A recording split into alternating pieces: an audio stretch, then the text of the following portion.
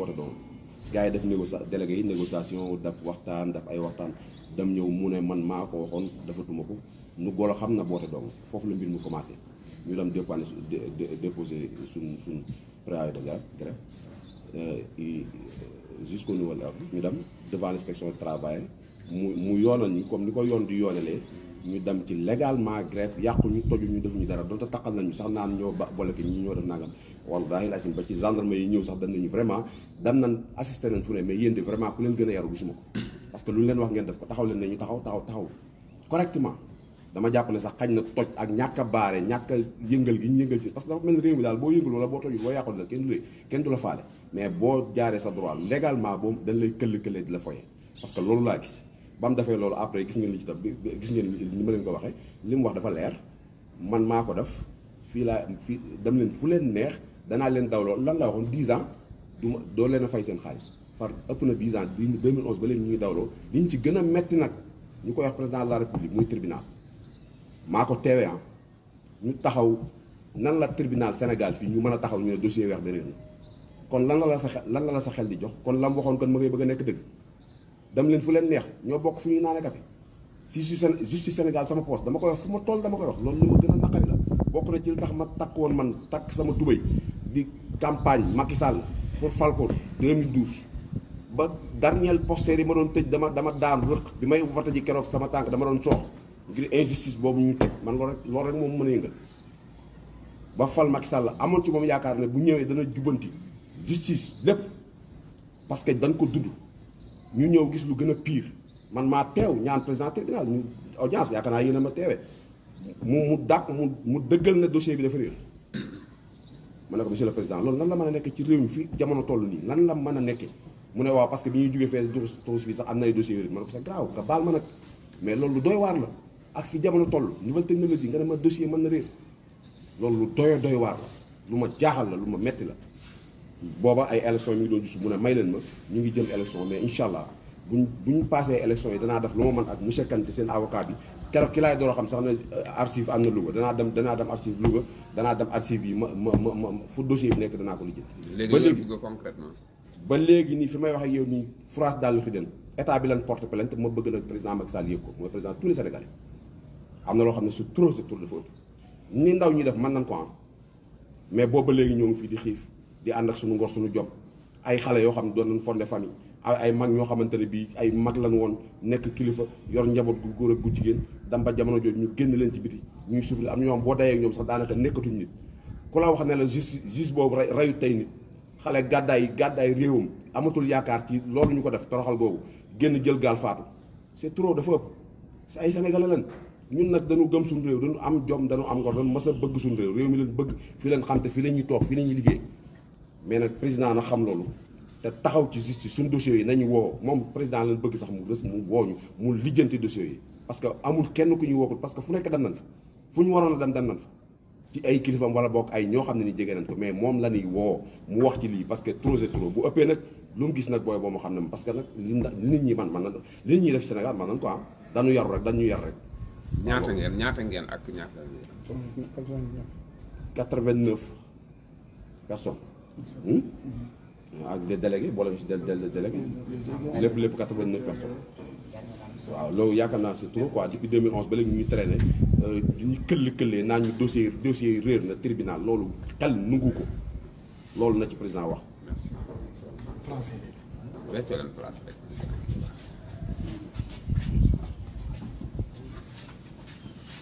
li mu wax ngay sëñ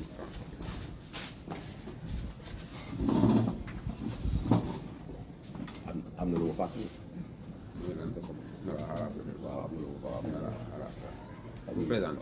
Bonjour, l'assalamu alaikum. Collectif des travailleurs de la biscuiterie Werbi. En 2010, nous avons entamé une grève en due et bonne forme. Nous avons déposé nos dossiers pour préavis. Mais la direction de la biscuiterie n'a pas voulu répondre. Après, nous sommes partis en grève. Les délégués à part, les travailleurs à part. Les délégués ont été jugés par la Cour suprême. Ils ont eu raison. Nous avons été jugés par un certain juge là. Il nous a donné tort. Je pose la question. Est-ce que dans un dossier, il peut y avoir des verdicts? comment les délégués peuvent gagner leurs dossiers et les travailleurs perdent le sien. Il faut savoir qu'ici au Sénégal, il y a une justice à double vitesse. Notre avocat a porté plainte. Après, ils nous ont amenés pour aller à la Cour suprême. Le greffier nous a fait savoir que le dossier est perdu. Comment avec la numérisation, un dossier peut se perdre? Comment avec ça, un dossier peut se perdre? Nous demandons aux autorités de ces pays. Actuellement au Sénégal, il n'y a pas de justice. C'est une justice à double vitesse. Nous sommes prêts à marcher. Nous sommes prêts à faire tout pour entrer dans nos droits. Avec ce système mal corrompu là, nous ne pourrons plus. Les familles sont disloquées. Il y a certains qui sont devenus même fous. Nous demandons au président de la République de faire tout pour que nous entrons dans nos droits. Vous êtes combien? Nous sommes 89 personnes. C'est bon. C'est bon. waaw li ma ci doon xanaa ji Échanger de place. Échanger de place.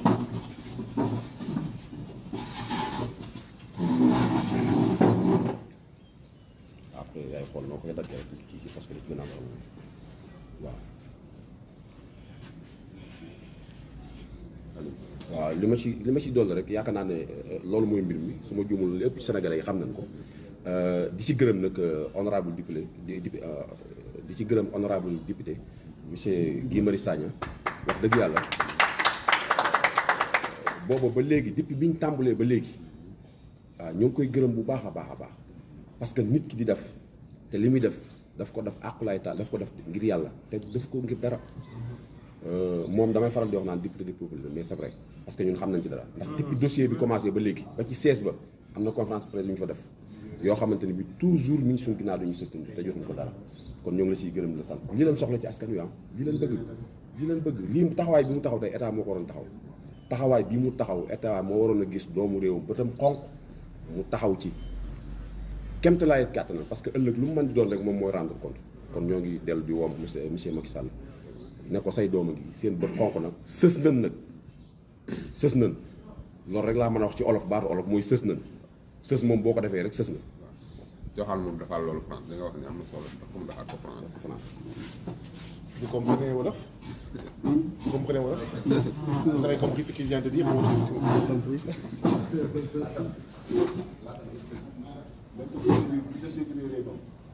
li tax mu génn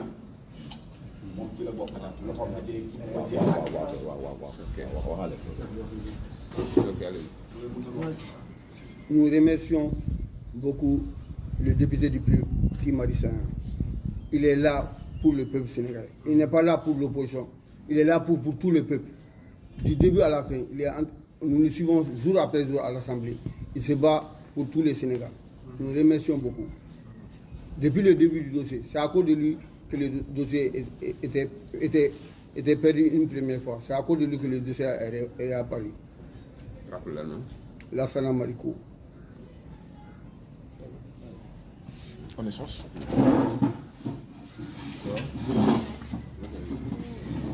On vient chez toi et tu arrives en retard. Mais maa la raw mais maa la raw. yaakaar ci mer bi. maa la raw. Je sais. mbokk yi ñu ngi leen di nuyu yéen ñëpp ci seen tur ak seen sant di am mbégte loolu nekk fii ci département bu Pikine ci bërëb bu ñuy woowee teen bi nekk fi tey ak suñuy mbokk liggéeykatu biscuiterie bu wex bi ñun nag waa FRAPP ak ex-travailleur de la biscuiterie wex bi du tey du démb du barki démb mu ngi commencé yàgg ñu nekk fii tey ànd ak délégation bu FRAPP ñëw fii ngir ànd ak liggéeykat yi def conférence de presse ak ñoom ginnaaw yeneen ak yeneen conférence de presse yoo xam ne organisé nañ ko ak ay manifestation ci seen dossier ak ci yeneen dossier suñu tànkub tey nag tànku ñëwaat tey di mettitluwaat li nga xam ne moom la état bu Sénégal teg li nga xam ne moom mooy injustice bi nekk ci kaw liggéeykatu Biscuiterie bu Wexbe naxarlu ko mettitlu ko ñëw fii ànd ak liggéeykatu Wexbe yuuxu ko artuwaat état du Sénégal ci ne injustice bi nga xam ne moo nekk ci kaw père de famille yi nekkoon Biscuiterie bu Wexbe jéggi na dayoo et que du dëgg du yoon ndaxte ku ko xooloon ñoom ci ñoom waa état bi ñoom waa gouvernement walla ñoom waa justice ku ko xooloon ci ñoom fukki at ak ñaar ngay daw ci dossier judiciaire fukki at ak ñaar ngay daw pour jot sa ak yelleef te àddina bi yëpp xam ne yow liggéeykatu Wexbe dañ la tooñ ñoom ñii kuñ ko defoon du leen neex lii mooy suñu tànk fii tey di profité ci occasion bi di gërëm liggéeykatu Biscuiterie Wexbe ndaxte jamono yële passé dooroon nañ ab xiifal dooroon nañu grève de la faim ngir naxarlu seen dossier bi nga xam ne wax dëgg yàlla justice mu ngi tappale ci dossier Biscuiterie Wexbe justice mu ngi am taxawaay boo xam ne taxawaay boobu jubul leerul dalul seen xel ñoom liggéeykatu Wexbe dalul suñu xel ñun waa FRAPP jamono jooju ñun waa FRAPP ñu ñaanoon leen ne leen teg leen ci suuf grève de la faim bi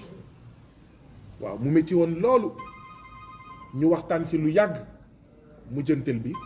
ñu jël grève de la faim bi teg ci suuf ndaxte li ñu leen wax mooy président Macky Sall mi nga xam ne moo jiite justice su Sénégal moom mu ngi lekk ba suur donc ñun waa Biscuiterie Wexbe waruñu nangu état du Sénégal teg ñu ñaari nooteel teg ñu ñaari coono benn waruñu fay suñu droit fayuñu ko mu ñuy këlli-këllee fukki at ak ñaar ñuy daw ci ginnaaw mënuñu jot suñu xaalis mënuñu jot suñu droit te du dëgg du yoon muy benn coono boo xam ne ba tey xamaguñu kañ lay jeex ñu naan déet ñu bugg a nangu état du Sénégal justice du Sénégal tegal ñu ñaareelu coono mooy ñuy xiifal boo xam ne mun na am jeexital bu bon ci suñu yaram donc loolu la ñu ñaanoon liggéeykatu Biscuiterie Wexbe ca jamono jooju ñu may ñu ko gërëmoon nañ leen ca jamono jooju waaye tey occasion la comme ñëw nañ fii ci seen quartier général ci seen QG ci seen màkkaan ci seen bërëb muy département bu Pikine am na solo bu ñu ñëwaatee fii ñu gërëm leen sant leen ci yëg bi nga xam ne yëg nañ ñu ndaxte koo ñaan mu may la bu la mayee am na fu mu la teg bu la mayee fonk na la donc may profité ci occasion bi yéen liggéeykatu Wexbe ñi fi nekk ak ñi fi nekkul ngeen jottali leen li nga xam ne moom mooy suñu ngërëm ci li nga xam ne defoon nañ ko jamono jooju ñu ñaanoon leen ngeen bàyyi grève de la faim bi ngeen bàyyi xiifal bi ngeen bàyyi ko donte nag teg nañ leen loo xam ne du dëgg du yoon moo tax ma koy waxaat ñu nekk fii tey moo tax ñun waa FRAPP dañuy faral di wax ne manipulation de la justice instrumentalisation de la justice commencé wul ci Ousmane Sonko commencé wul ci Karim Wade commencé wul ci Khalifa Ababacar Sall commencé wul ci Mohamed Samba Jim di Hannibal commencé wul ci nit dof ñoom Fadilou Keita ak ñeneen ñu ñuy woowee force spéciale ñu leen di jàpp tëj leen ci kaso commencé wul ci Pape Alé Niang mi ñu tëj mu ngi commencé ci waa Biscuiterie Wexbe liggéeykatu Biscuiterie Wexbe ndaxte dañoo jàpp ne dossier warul réer dossier bu réer ci biir justice ñun loolu mënul dugg suñu nopp mënul dugg suñu xel mënul dugg suñu yuur lii mën a dugg suñu xel suñu nopp ak suñu yuur mooy instrumentalisation de la justice ngir droit yi nga xam ne mooy droit wu liggéeykatu Wexbe ñu bañ ko fay ñun loolu moo dugg suñu xel ne dañoo jëfandikoo justice réeral dossier bi ngir jàppale ki nga xam ne moom mooy ki moom Biscuiterie bi wax loolu mooy li am loolu moo tax boobu ak léegi ñu ànd ak les travailleurs de la Biscuiterie de Wexbe ndaxte lii muy wone lii ñu gis ci dossier bi mooy ñu bëri dañoo ànd ngir xeex leen ngir jàppale ki moom Biscuiterie Wexbe ngir bañ a jox seen ñàkk seen àq ak seen yelleef ñi nga xam ne ñoom ñooy travailleurs Biscuiterie Wexbe loolu nag ñu ngi koy ŋaññ ñu ngi koy ñaawlu ba fu ñaawlu yem justice dafa war a tëddee njaaxaanaay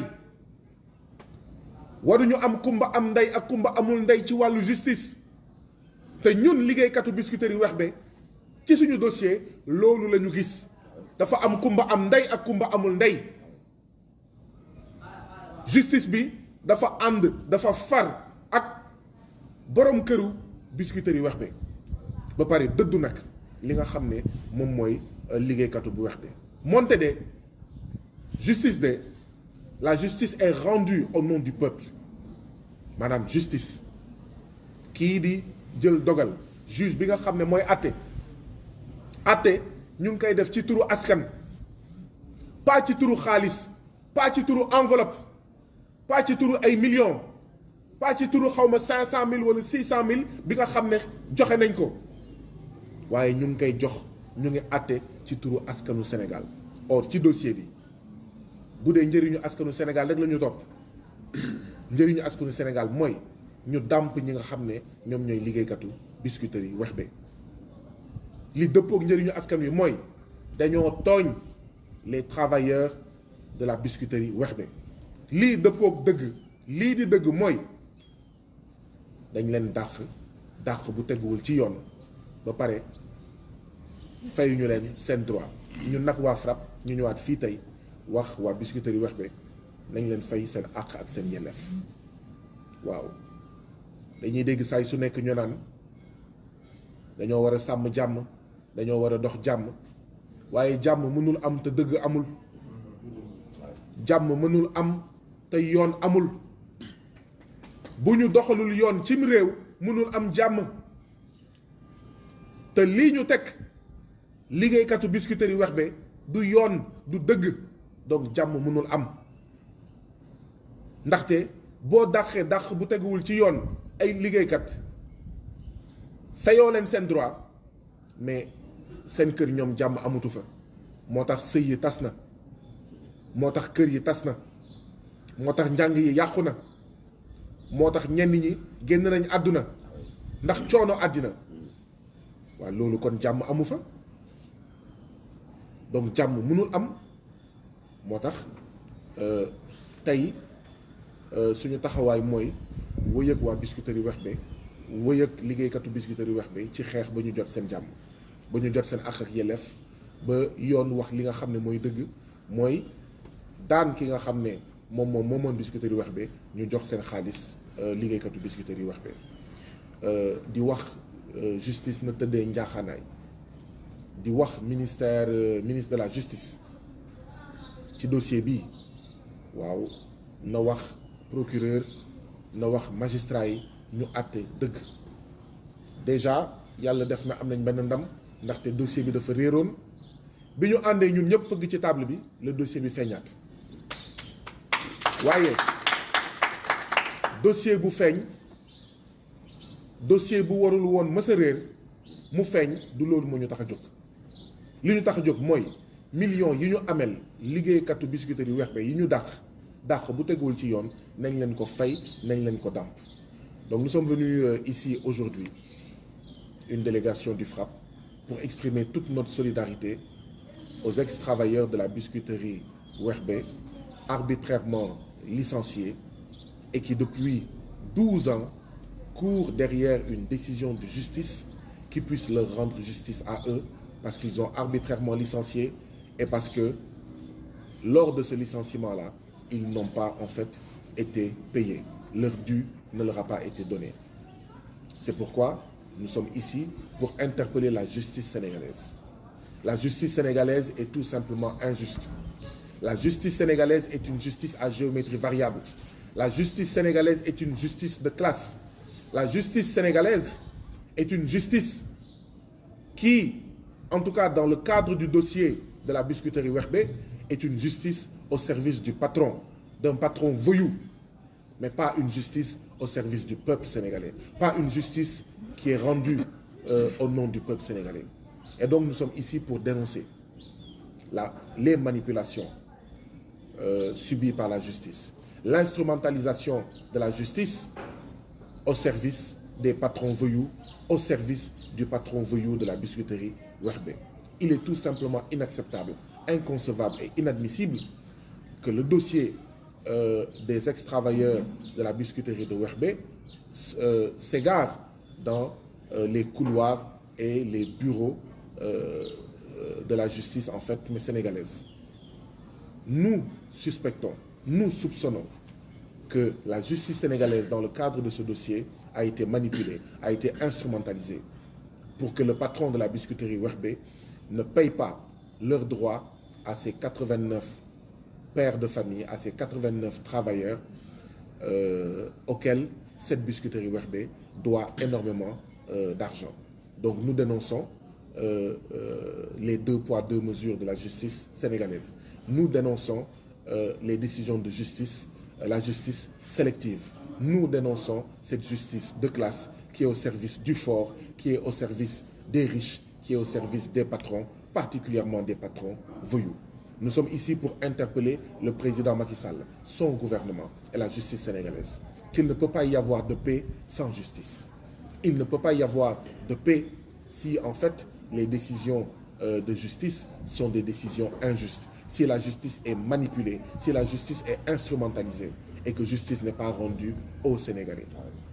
Et les travailleurs de la biscuiterie Werbe ne peuvent pas être considérés comme des citoyens entièrement à part. Ils doivent être considérés comme des citoyens à part entière. Et donc, des citoyens à part entière auxquels la justice doit respecter en fait les droits. Donc nous allons poursuivre cette lutte avec les travailleurs, les ex-travailleurs de la biscuiterie Werbe jusqu'à ce que justice leur soit rendue. Je vous remercie.